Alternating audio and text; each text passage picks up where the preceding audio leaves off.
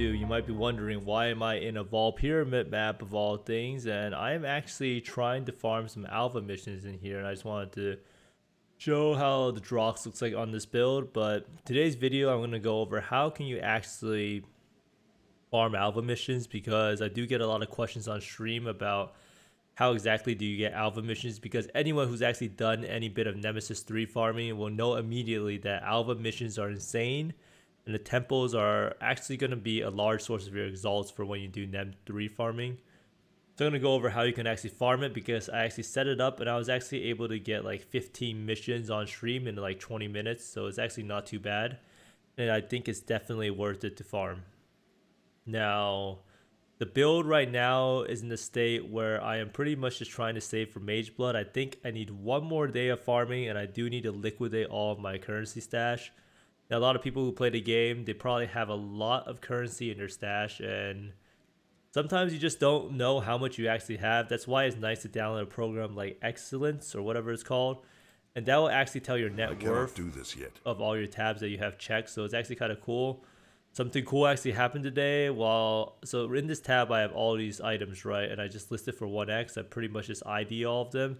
I ended up IDing a jewel that sold for 4 exalts. It was life, fire damage, burning damage, and fire multi over time, or fire multi. And it just goes to show you that picking up jewels and jewelry is not that bad of an idea, because they take up very little inventory slot, so it's not too hard to carry out, and they actually have a very high potential if someone actually really needs the stats on it. I have sold multiple abyss jewels for 1x or 2x even, and the best way to do this is to just dump everything in this tab and then pretty much list it for 1x, and then if it doesn't sell, you lower it a little bit. Now, I'm usually too lazy to look at any of these rolls, so I pretty much just let the market price it for me. It kind of sucks if you whisper me for the item and it's actually, and I won't sell it because 10 people whisper me, but in the end, this is the easiest way for me to personally sell all of my jewels and rings and stuff like that. And if you're farming M3, you will probably get a lot of jewels and maybe jewelry. I did take jewelry off the filter, I think. So right now it's mostly just only jewels. But earlier in the league, I did do a lot of jewelry. But now let's go into the build and let's see what changes I've made. I didn't really get to change the gear that much, but I did think there's some things of note in the passive tree. So most of my gear is pretty much the same, and that's like what usually happens when you try to upgrade a character or you try to save for a big purchase. So I pretty much have around like 60 pure X, and then probably have like another 20 to 30x in smaller currency and stuff to sell. So probably have around like 90x liquid value. That means I have to farm like 40 more X tomorrow. So hopefully it goes pretty well, but basically I bought a bunch of deli orbs, and yeah, I have 8x in simulacrums pure. So that's pretty good. But in terms of the upgrades I was actually able to make for my gear today, I did buy a level 21 Nightblade gem. Now, it's pretty important to note that level 20 and 21 Nightblade gem is a pretty big upgrade in terms of breakpoints. If you look at it here, let's see, do I even have my, oh yeah, here's my level 20 Nightblade gem. So you can see here, this one gives supporter skills have plus 1% to critical strike chance and then 38% elusive effect. So this one bumps it up to 2% to 40% elusive effect, but importantly, it actually has 1.1%, and that's a pretty big breakpoint from 1 to 1.1 for one gem level. I also have 2% crit multi. So you can see here, 165k, you switch the gems up, 163k. So it's like a kind of a tiny difference, not too crazy. Now this is like the bigger difference. I did have, I actually got a 2020 Vol Lightning Strike. I was using a 20-0 Vol Lightning Strike for the longest time ever. So if you take this here, it was what, 157k. You put this one in, it's 165k. So it's actually a huge damage increase. Not huge, but it's a substantial chunk just for 20 quality. And I ended up buying this gem for, I think, like 1 exalt. So it was actually a pretty good upgrade. Awaken multi-strike is something I still want to buy. I think it's 13 to 15x right now, but it's a 10% more damage upgrade. Awaken added cold. If you vol orbit to get to 6, you probably get a 5%, 4% damage increase. And so there's a lot of gems to level up. I finally was able to hit level 5 on Awaken added lightning damage, and this actually gave me a good chunk of damage because you actually get +1 level of supported lightning skill gems when you hit level 5. Now, on the topic of this, it is usually a pretty good idea to maybe level up some Awaken gems, and if you want guaranteed profit in terms of leveling up gems, because there is a substantial premium for this stuff. Because let's see, Awaken PoE. The PoE Ninja has like a pretty good thing for gems in general. So you can generally see what is good to level up. But you can see here that if you look at Awaken gems, like Awaken Added Lightning, you can see here level 1 goes 103 Chaos, and then a level 5 Not Corrupted goes for 3x. So just by leveling this gem up from 1 to 5, you gain like 2x, and you will level it up to 5 in due time if you do a lot of maps. So that's like some nice passive income generation. So if you're leveling up 6 of them, you would have what, like 12x, and then if you're a gambling person, you can even try to corrupt it. But at 3x a pop, you would probably be better off just selling them. So that's something to note. Now, I don't really practice what I preach, because look at my offhand. Oh wait, I should have flipped this gem. So don't be like me. There is a little bit of an upfront cost to leveling the gems, but it is definitely worth it, especially if you are low on money. Now, the rest of my gear, I have not really changed at all, but just those few changes right there increased my damage by 10%, leveling up the Awaken Added Lightning damage, and leveling up or getting a level 21 Nightblade, and then buying a 2020 Fall Lightning Strike. Now, in the future, I want to get Anomalous Fall Lightning Strike 2120, but it actually ends up being 50x. So if anyone wants to do some gambling, buy some Anomalous Lightning Strikes and go get a Tempo and double corrupt it, and maybe you could hit the jackpot. So in order to hit the jackpot, you have to get +1 gems, and you also have to have the skill get Volled. So it's pretty unlikely, but I believe. So there's also some nice tech that I've learned. And the belt here, so you can see I have a bossing belt and a regular belt. So I use this belt because it brings me to negative 16% chaos res when I usually have negative 27%. So this is a pretty much a bossing belt. If you're doing the feared or whatever, or Chayula, you need some chaos res, this should be more than enough to keep you alive. And I will showcase the Cyrus I did use this belt. Now this belt is not even that good because it doesn't have any elemental damage with attacks, and I think a really good Stygian ends up being like 20% more damage than Headhunter. So you can see here 165 and this is 161, so this is not really that good. This, oh yeah, because this jewel I have is completely garbage. So yeah, but on the next note, one thing that's really good is you can get an enchant on the belt that's enemies withered by you have negative 6% to all resist. So what this means is that if you stand next to the boss and you're spamming Withering Step to refresh your Elusive, that means you'll apply a negative 6% debuff to the boss. That's negative 6% pen right there. And then the boots, you could also get 10% if you haven't killed recently. So just these two things alone will give you 16% LE pen on the boss. And it's really good also because it's pen for all your elements. So it's pen for fire and cold and lightning damage, which makes it absolutely huge. So that's why you can see here that we have a lot of extra steps to take to increase our gear level. And next step is also to get Shaper Blizzard Crown that will give us 9% or 12% increased elemental damage taken from the mob. So we have a lot of room to grow. So another thing of note is Jade Flask. I feel like the character is tanky enough where I don't really miss the evasion, but you do see evasion 42%. So if you're playing a really hard map, you can decide to put on a Jade Flask instead of like this one, Starlight Chalice or Bottle of Faith. But if I'm like just trying to get maximum damage, I will use Starlight Chalice and Bottle of Faith because evasion actually does not help out on some bosses. So depending on the boss fight, you should switch out your flasks. Now the end goal is to get a Mage Blood, and I do think that Mage Blood will allow me to play a lot of other builds, and it will also make Simulacrum a lot easier on this build. I know someone, the person I showed you the profile yesterday, he got a Mage Blood, fixed the Chaos Res issue a little bit, and he ended up completing almost every single Simulacrum he put in. So hopefully tomorrow I'm able to level to 98, buy the Mage Blood, and get some Simulacrum level 30s done. I do think it'll be a fun experiment to try to level to maybe like 99 or 100 with only Simulacrums, and I do believe that's probably like the ultimate test of a build.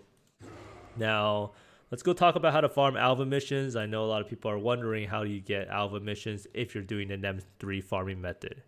So GGG actually kind of did us dirty in this patch. They kind of nerfed a lot of the Atlas passive nodes. And before there used to be a node that's like 10% chance to gain an alpha mission when you complete a map. And now that node's kind of gone, they kind of broke it up into these 3% chance to grant an additional alpha mission, 3%, 3%. And I think there's also small nodes that gave you completion. So they definitely nerfed our ability to farm a bunch of missions super easily. But in the end, it doesn't really matter too much. We're still able to do it. So I did write up this nice little Google Doc for everyone. I do realize that Google Docs probably make it a lot easier, especially like if you don't want to listen to me talk all the way through, you can just pull it up. But this is how you farm alpha missions. I made it super simple. Region, Glenot Carnes. And why do we choose this region? Because it is the region that has the alpha mission nodes of 3%, 3%, 3%. Now, the problem with this region is that we use this region to farm Nemesis 3, so we have to respec these nodes. So what I do is I use 4 Orb of Makings and I respec it, and I put it into 1, 2, 3, 4, and that gives us 9%. So when doing this method, you probably want to farm like a good chunk of missions just to make it worthwhile, so you don't need to swap back and forth for your node. So I probably farm like 50 missions if you want to be kind of set. If you farm 50 missions, you're probably going to make enough money to get a headhunter, because 50, you can say you get like 1 to 2x per map or so profit. That's like 100 exalts, and that's pretty good. I cannot do So this yet. I personally farmed 15 missions as I got impatient, but let's go see the next step of this farm. So Uncharted Realm passes, what do we need? We need to pick up close allies, which gives us 10% chance to grant a mission on completion. Now, this is the one node right here. So here we have gain 1 additional Atlas mission from each master each day. So this means every day, I think at 5 p.m. PST, we get 1 free mission. So this one makes it you getting 2. So that's how we actually get Alva missions passively. If you just don't play and you come back, you'll see that you have some extra master missions saved up. And then this, more importantly, also gives us 3% chance to gain an Atlas mission on completion, and then 7%. So every time you complete a map, you have 10% chance to gain an Atlas mission. Now the Atlas mission is random, but it's just better than nothing, right? So this is the next best thing. Now the Glenot Carnes passive, like I said earlier, you take the 3% chance nodes. So this requires you to use 4 points. You have to take 1, 2, 3, 4. So that's how you do it. So I just unspec out of the Abyss nodes. So next we have Watchstones. Now these are actually pretty important. These increase the chance that the master mission you get will be Alva. So I guess the way it works is you complete the map, you roll the chance to get a master mission, and then you have to get the chance of getting the master mission out of the roll. So this just gives you a 100% increased chance. So it gives you like another number in the pool. So how it works is that you get these Watchstones, Seekers, Titanium, Glenot Carnes. The suffix doesn't really matter. So while you're looking for Seekers while rolling it, and ideally you want a T1 mod, and the T1 mod goes from 66 to 100%, and you can divine it if it's lower. So what you do is you use 4 of these Watchstones and you put them all in here. So I have 1 already in here. So you put them all in, and then you just blast the maps, right? So this one is Seeker, so you put 1, 2, and then 3, 4. These Watchstones are kind of expensive. I bought them for around less than 1x each, probably 0.9x each. But you need 4 of them. You probably don't need to make it T1. You could get away with T2. It will make it a little worse, but it's still doable, and you'll still get a bunch of missions in the long run. Then the next part is kind of the hard part for a lot of people, is that maps. And the maps that I found to be the best are Foundry. I will include a short clip of the Foundry just because it's so fast. It literally takes 8 seconds or so to finish the whole map. The Foundry map, because the boss is in a straight line. Park is pretty good because the boss is always on the outer edge, so you can just make a loop around until you reach the boss.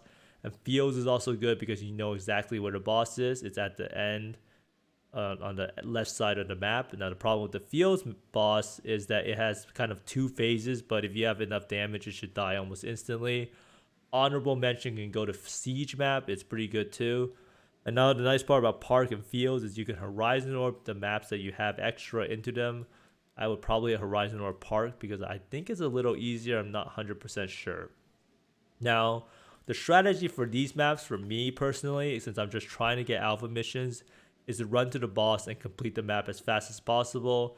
Now this might mean that you might feel like you're wasting the map, but it's really not that big of a deal. I cannot do this yet. Now the nice part about doing this is it's kind of a, you not only do you farm Alva missions, if you have this node, you can probably farm Cyrus in like 30 minutes or 40 minutes. And you also get a good chunk of Elder and Shaper and Guardian maps, and taking this node here will maybe give you some synthesis map. So if you do like 100 maps, you can expect to get 1 synthesis map, which is not that bad. And here you would get 6 Shaper and Elder Guardian maps. And I did find a good chunk of Shaper and Elder Guardian maps when doing this strat.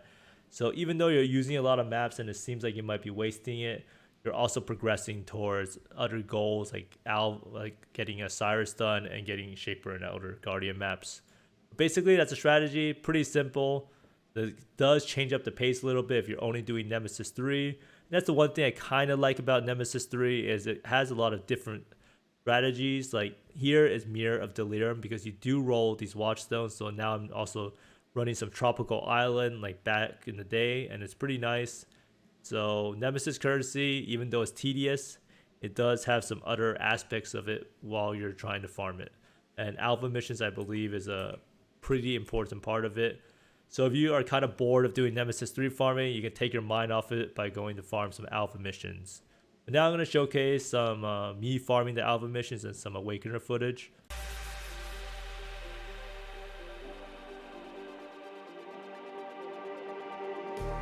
Just like the street lights lit this town, like a fire in a blaze, gotta burn it down. Can't be afraid to leave this out.